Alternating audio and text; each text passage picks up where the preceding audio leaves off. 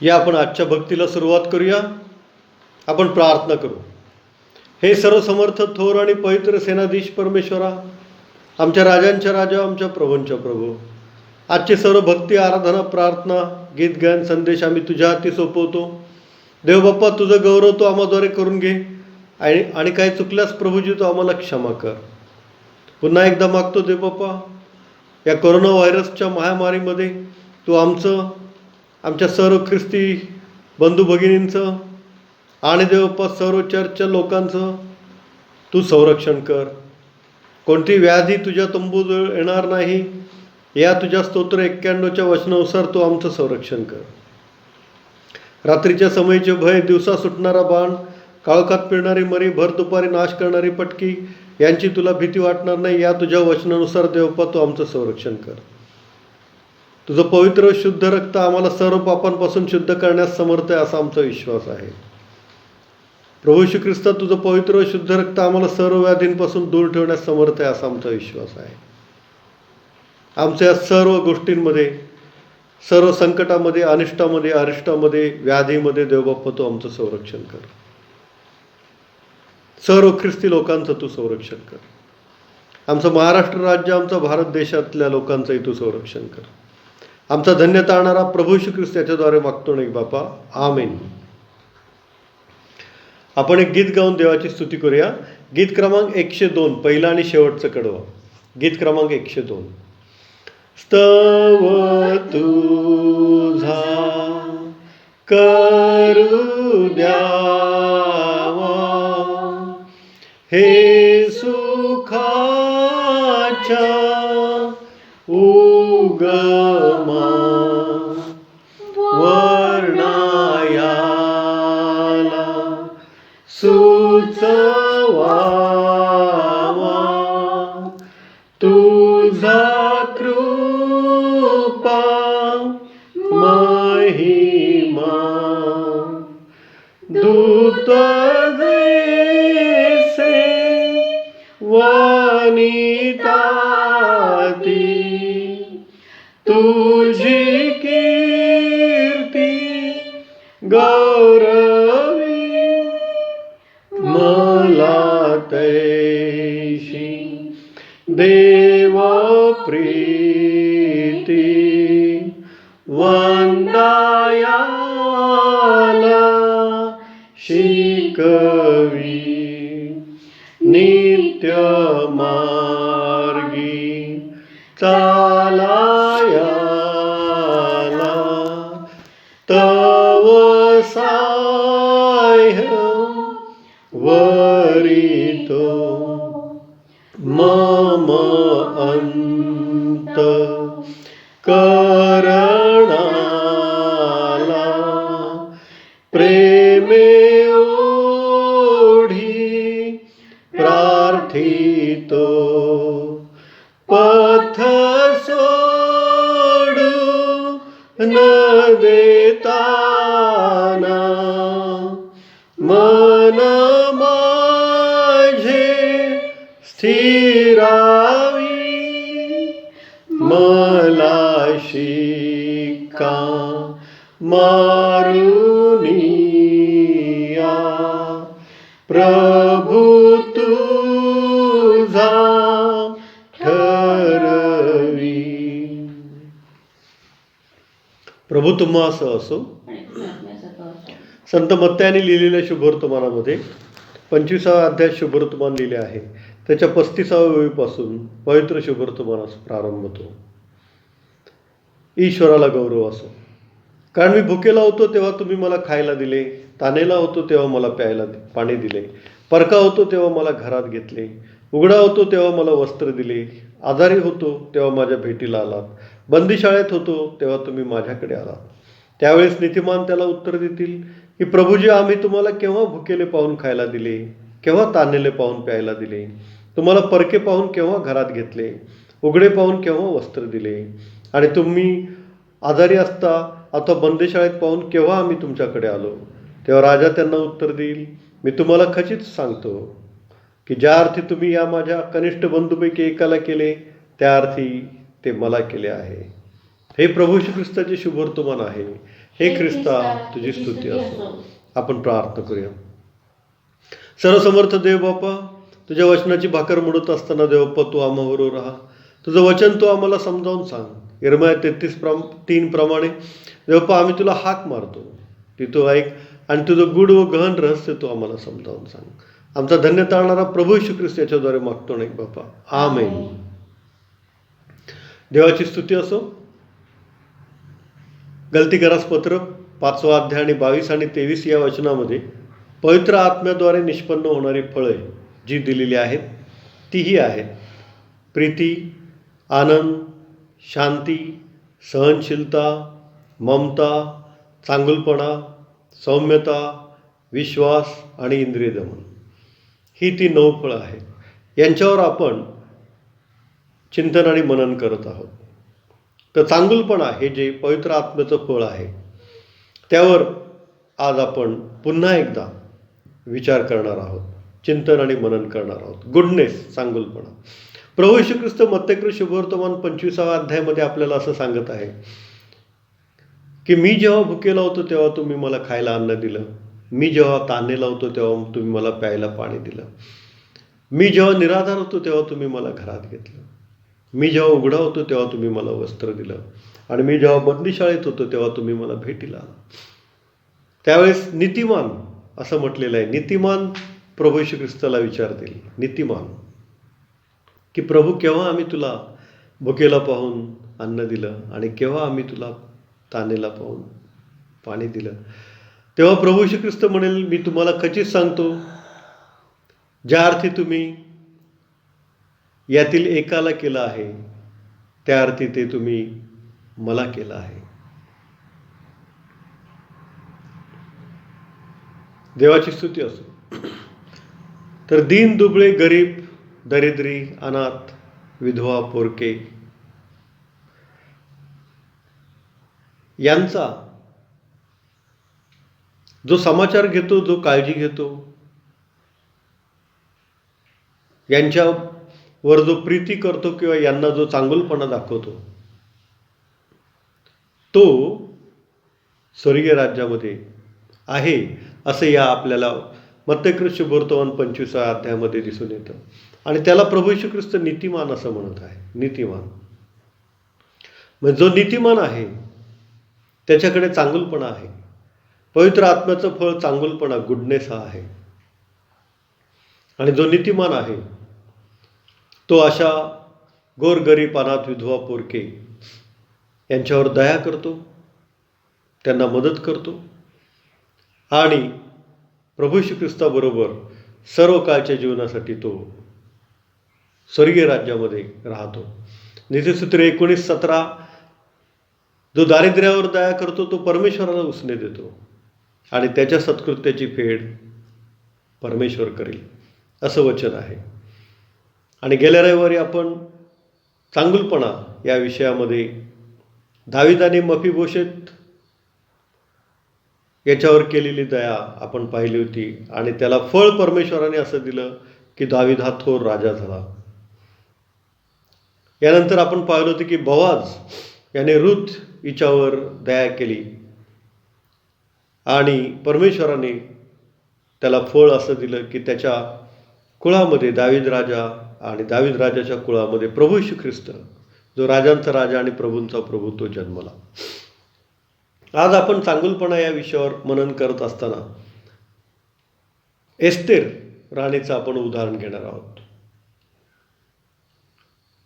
एस्तेरला सांभाळ करणारा तिचा चुलता होता, त्याचं नाव मर्दखै. आणि नबुकदनेसर या बाबेलच्या राजाने यरुशलेमवर स्वारी केली. बाबेल म्हणजे इराक. नबुकदनेसर या बाबेलच्या म्हणजे इराकच्या राजाने इस्रायलवर, यरुशलेमवर एकूण 3 वेळा स्वारी केली. 3 वेळा त्याने तिथले पुष्कळ लोक कैदी करून तो बाबेलला म्हणजे इराकला घेऊन गेला. 3 वेळा तो पुष्कळ लोक कैदी, गुलाम, दास बनवून घेऊन गेला. त्याच्यामध्ये आपल्याला माहिती आहे की दानिएल, शद्रक, मेशक, अबेदnego हे पण होते. काही जण पहिल्यांदा नेले, काही जण दुसऱ्यांदा नेले, काही जण तिसऱ्यांदा नेले. आणि तिसऱ्यांदा तर त्याने पुष्कळ नुकसान केलं यरूशलेमचं.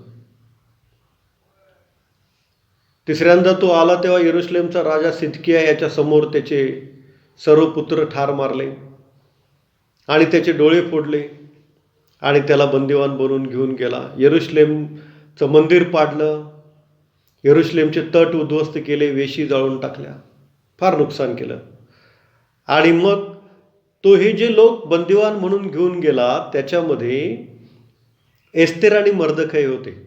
एस्तेरी तेव्हा जेव्हा बंदिवान म्हणून घेऊन गेले तेव्हा लहान मुलगी असेल आणि तिचा सांभाळ तिच्या चुलत्याने म्हणजे मर्दखैने केला. एस्तेरी अनाथ मुलगी होती, तिचे आईवडील मरण पावले होते. कदाचित या युद्धाच्या धावपळीत, गडबडीत, मारामारीमध्ये, चकमकीमध्ये कदाचित तिचे आईवडील मरण पावले असतील, कारण दोघेही मरण पावले होते आईवडील. आणि त्यामुळं एस्तेरचा सांभाळ मर्दखै या तिच्या चुलत्याने केला. ही फार मोठी दया मर्दखैने या एस्तेरवर केली, कारण ती अनाथ मुलगी होती, तिचा सांभाळ करणारं कोण नव्हतं. आणि त्यात एक गुलाम म्हणून मर्दखै आणि एस्तेर हे बाबेलला गेले होते. एक तर स्वतः मर्दखै हा गुलाम, त्यात ती लहान मुलगी एस्तेरीचा सांभाळ करणं म्हणजे फार कठीण गोष्ट होती. त्याला पण गुलामासारखं काम करावं लागत असणार. आणि या सर्व परिस्थितीमध्ये, या सर्व परिस्थितीला तोंड देऊन त्या मर्दखैने काय केलं माहिती आहे का? एस्तेरला नियमशास्त्र शिकवलं, परमेश्वराचं नियमशास्त्र एस्तेरला शिकवलं. यहुदी धर्माचं पालन परमेश्वराच्या नियमशास्त्राद्वारे कसं करायचं हे मर्दखैने या एस्तेरला लहानपणापासून शिकवलं. आणि आपल्याला माहिती आहे की नंतर नबुकदनेसर हा जो बाबेलचा राजा होता, त्या बाबेलच्या राजावर मेदी पारशी राजांनी स्वारी केली. मेदी पारशी राजे म्हणजे इराणचे राजे. इराण आणि इराक यांचं वैर अगदी तेव्हापासून, प्राचीन काळापासूनचं आहे. आणि मग या इराणच्या मेदी पारशी राजांनी हे बाबेल जिंकलं आणि त्यामुळं बाबेलच्या राजाच्या हाताखाली जी काही राष्ट्र होती ती सर्व मेदी पारशी राजांच्या हाताखाली आली. आणि मग असा एक मेदी पारशी राजा जो होता त्याचं नाव अहश्वेरोश. आणि मेदी पारशी राजे सुट्टी घालवण्यासाठी शुशन राजवाड्यात येत असत. शुशन राजवाडा, वातावरण तिकडचं चांगलं, सुट्टी घालवण्यास प्रसन्न आणि चांगलं उबदार थंड असं वातावरण त्या शुशन राजवाड्याच्या परिसरामध्ये असायचं. त्यामुळे हे मेदी पारशी राजे सुट्टी घालवायला काही दिवस किंवा काही महिने या शुशन राजवाड्यात येत असत. आणि आपल्याला माहिती आहे की शुशन राजवाड्यामध्ये आल्यानंतर काय झालेलं आहे, त्यांनी मोठी मेजवानी दिलेली आहे अहश्वेरोश राजाने. आणि त्या मेजवानीमध्ये एकदा तो राणी वष्टी हे त्या राणीचं नाव, त्या वष्टी राणीला तिथे त्या मेजवानीमध्ये बोलवतो. आणि ती वष्टी राणी येत नाही मेजवानीमध्ये, राजाचं आमंत्रण असून सुद्धा येत नाही. आणि त्यामुळं राजा चिडतो, राजाला राग येतो, राजाला हा अपमान वाटतो. आणि राजाला त्याचे काही खास सहकारी सल्ला देतात की आपण तिच्या तोडीची, तिच्यासारखी सुंदर असणारी दुसरी राणी करा. आणि मग राजा अहश्वेरोश दवंडी पिटतो. आणि तो दवंडी पिटल्यानंतर काही सुंदर मुली राजवाड्यामध्ये जमा होतात. आणि त्या सुंदर मुलींमध्ये मर्दखै एस्तेरला पाठवतो. आपण चांगुलपणा हा विषय घेत आहोत. एका अनाथ एस्तेर या मुलीला चुलत्याने मर्दखैने सांभाळलं, स्वतः दास गुलाम असताना. इतकंच नव्हे तिची काळजी चांगली घेतली. इतकंच नव्हे तर जेव्हा राणीसाठी बोलावणं आलं, राणीच्या पदासाठी जेव्हा काही मुलींना वेगवेगळ्या भागातून बोलावणं आलं, तेव्हा त्याने एस्तेरला पाठवलं. आणि आलेली फार मोठी संधी त्याने एस्तेरला उपलब्ध करून देण्याचा प्रयत्न केला. आणि आपल्याला माहिती आहे की त्या राजवाड्यामध्ये जेव्हा एस्तेर राजासमोर गेली तेव्हा ती विलक्षण सुंदर, अतिशय सुंदर अशी त्याला वाटली. आणि अश्वेरोष राजाने एस्तेरला राणी बनवण्याचं ठरवलं आणि मुख्य राणी असं त्याने एस्तेरला बनवलं. आणि ही एक अनाथ मुलगी जी मर्दखै या तिच्या चुलत्याने सांभाळली, ती या इतक्या मोठ्या साम्राज्याची राणी बनली. एस्तेर पहिल्या अध्यायामध्ये पहिल्या वचनातच दिलेलं आहे की अश्वेरोष राजाचं वैभव हे हिंदुस्थानपासून कुशपर्यंत होतं. हिंदुस्थान म्हणजे आपला भारत. फार मोठं साम्राज्य या अश्वेरोष राजाचं, मेदी पारशी राजाचं होतं. आणि या मोठ्या साम्राज्याची राणी एस्तेर बनली. देवाच्या कृपेने, देवाची स्तुती असो. पण तिने आपल्या परमेश्वराला सोडलं नाही. आणि हा जो चांगुलपणा होता, जो मर्दखैने कुणाला दाखवला, एस्तेरच्या बाबतीत दाखवला की राणी होऊपर्यंत त्याने तिला सहकार्य केलं. त्या मर्दखैला पण परमेश्वराने एक बक्षीस दिलं की तो राजाच्या दरबारामध्ये अगदी उच्च स्थानास पोहोचला. देवाची स्तुती असो. राजाच्या दरबारामध्ये, अश्वेरोष राजाच्या दरबारामध्ये अगदी उच्च स्थानापर्यंत हा मर्दखै पोहोचलेला आहे. देवाची स्तुती असो. मग पहा, आपल्याला पाहायला मिळतं की दर्यावेश हा मेदी पारशी राजा झाला. आणि त्याने एक आज्ञा केली. ती आज्ञा एज्राचं पुस्तक 6वा अध्याय आणि 9 ते 12 या वचनामध्ये दिलेली आहे. एज्रा 6वा अध्याय 9 ते 12. त्यामध्ये काय आज्ञा दिली आहे पहा दर्यावेश राजाने, की यरुशलेमचं पाडलेलं मंदिर पुन्हा बांधा, त्याचा पाया घाला, त्याचे तट बांधून काढा, त्यासाठी जे काही लागेल मदत, मटेरियल, ते सर्व राजभांडारातून घ्या. तिथे परमेश्वराची वेदी बांधा. त्या परमेश्वराच्या वेदीवर होम बलीचं अर्पण करा, पापार्पण करा, शुद्धीकरणासाठी अर्पण करा, होम अर्पण करा.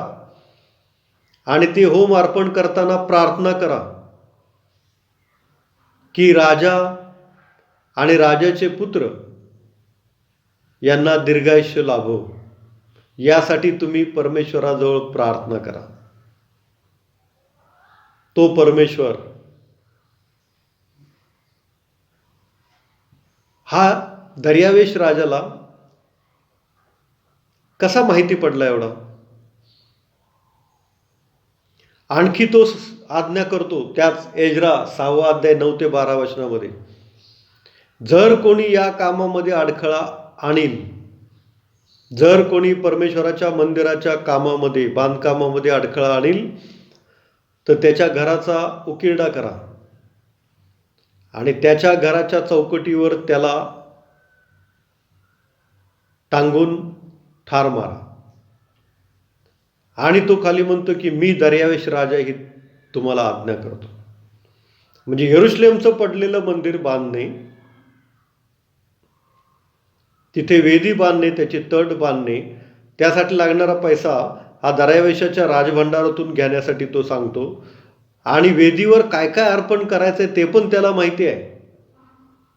आणि ते अर्पण करताना माझ्यासाठी आणि माझ्या मुलांसाठी प्रार्थना करा. आकाश आणि पृथ्वीच्या देवाकडे, परमेश्वराकडे, असं तो सांगतो दर्यावेश राजा. हे इतकं सगळं दर्यावेश राजाला परमेश्वर, यरुशलेमचा देव, इस्रायलाचा देव, आकाश पृथ्वीयांचा उत्पन्न करता परमेश्वर, यहोवा देव परमेश्वर, याच्याविषयी या दर्यावेश राजाला इतकं कसं माहिती येतो? तो मेदी पारशी राजा आहे ना. याचं उत्तर आपल्याला दानिएलाचं पुस्तक 9वा अध्याय 1ल्या वचनामध्ये मिळतं. दानिएल 9:1 मध्ये असं लिहिलेलं आहे की दर्यावेश राजा जो अश्वेरोश राजाचा मुलगा, दर्यावेश राजा जो अश्वेरोश राजाचा मुलगा, म्हणजे ह्या अश्वेरोश राजाचा मुलगा कोण होता? दर्यावेश. आणि हा अश्वेरोश राजाचा मुलगा या एस्तेर राणीपासून झालेला मुलगा, आणि त्यामुळं एस्तेर राणीने त्याला शिकवलेलं आहे. एस्तेर राणीने त्याला काय शिकवलेलं आहे? परमेश्वराने तांबडा समुद्र कसा दुभागला केवळ फुंकर मारून, हे सामर्थ्य परमेश्वराचं आहे, यहोवा देवाचं आहे, हे तिने त्याला शिकवलं असणार. फारोचं सैन्य त्या तांबडा समुद्रामध्ये कसं डुबलं, परमेश्वराने त्यांना कसं डुबवलं पाण्यामध्ये, हे तिने त्या दर्यावेशला, तिच्या मुलाला शिकवलं असणार.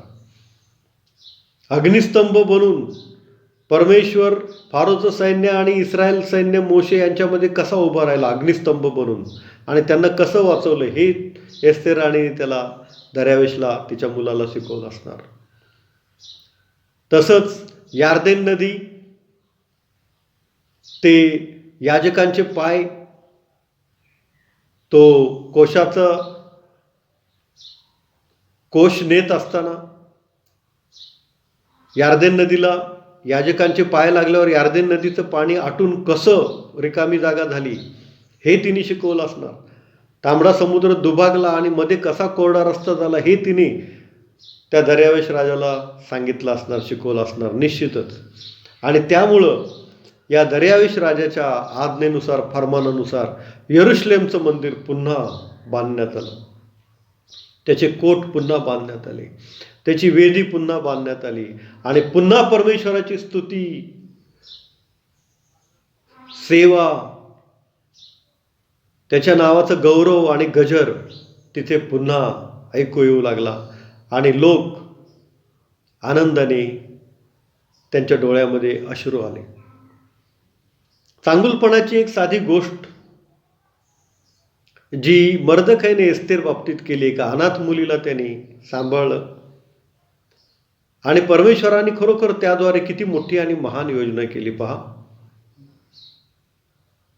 की एस्तेर राणी झाली, मर्दखाई राजाच्या दरबारात मोठा अधिकारी झाला, आणि मग अश्वेरोश राजाचा मुलगा दर्यावेश याने, आपल्याला माहिती आहे एज्रा 6:9-12 या वचनामध्ये सांगितलं की परमेश्वराचं मंदिर बांधून काढा, वेदी पुन्हा बांधून काढा. देवाची स्तुती असो. किती मोठ्या मोठ्या गोष्टी आणि चांगल्या गोष्टी परमेश्वराच्या कृपेने झाल्या. केवळ एक चांगुलपणा मर्दखाईने एस्तेरच्या बाबतीत दाखवला. असे चांगुलपणाचं, पवित्र आत्म्याचं फळ आपल्यामध्ये असू द्या. ब्रिटिशांच्या राजवटीमध्ये असं झालं की मिशनरी काही आले. त्या मिशनऱ्यांनी प्रभू येशू ख्रिस्त सांगितला. त्या मिशनऱ्यांनी हॉस्टेल्स उघडले, वसतिगृह उघडले. त्यामध्ये अगदी जे गोरगरीब आहेत त्यांना शिक्षणासाठी ॲडमिशन दिलं. ती लहान लहान मुलं त्या हॉस्टेलमध्ये शिकू लागली. त्यांचं राहणं, जेवण, खाणं आणि शिक्षण सर्व फ्री होतं. आणि त्यांना, त्या सर्व लहान मुलांना त्यांनी बायबलचं शिक्षण दिलं, प्रभू येशू ख्रिस्ताबद्दलचं शिक्षण दिलं. आणि त्या मुलांचं सर्व शिक्षण पण फ्री झालं. आज ते मुलं मोठे डॉक्टर, इंजिनियर, वकील, नर्सेस वगैरे झालेले आहेत. या मिशनऱ्यांमध्ये काही नावं जी फेमस आहेत ते डॉक्टर वॉनलेस, हॉवर्ड, रेमर, हे सांगली, मिरज, कोल्हापूर भागामध्ये आलेले मिशनरी आहेत. अहमदनगर भागामध्ये आलेले काही मिशनरी आहेत, त्यांनी पण हॉस्टेलमध्ये पुष्कळ मुलांना शिक्षण दिलं. ती मुलं ख्रिस्तामध्ये वाढली.